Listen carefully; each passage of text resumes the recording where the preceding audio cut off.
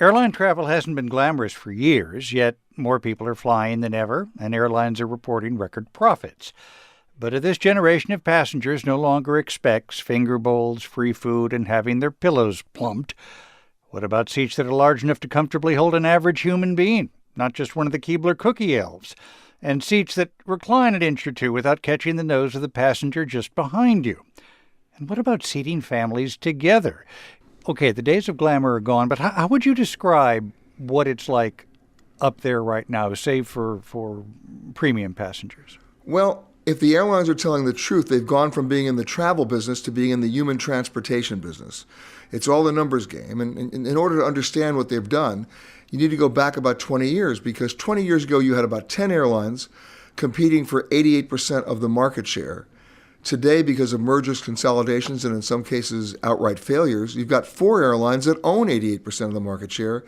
So the need to compete has sort of evaporated, because imagine 4 mafia families in the days of The Godfather.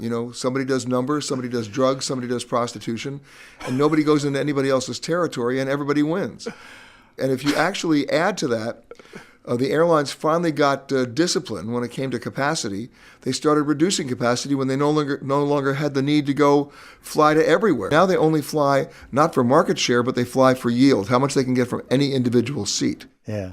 On the other hand, this is America. I mean, airlines, like any business, they're entitled to make as much money as they possibly can, as long as the plane takes off and lands safely. You're right. I mean, look, at the end of the day, I get phone calls all the time and emails all the time from people who are just outraged about the worst trip they've ever taken in their life. It was horrendous, and it was worse than fighting in a war. And I always ask them 2 questions.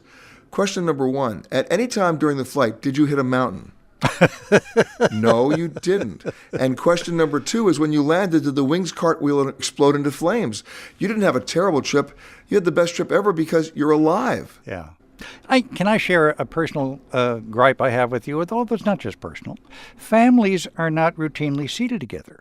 Even if you book in advance, the equipment's often reassigned because of mechanical or weather delays. And a family of 4 can find themselves in 4 separate rows. But I have good news for you. Mm-hmm.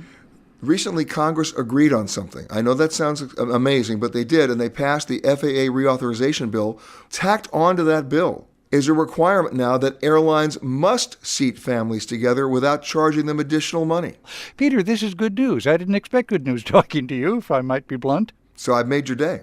Peter Greenburg, the travel detective, thanks so much for being with us. You got it.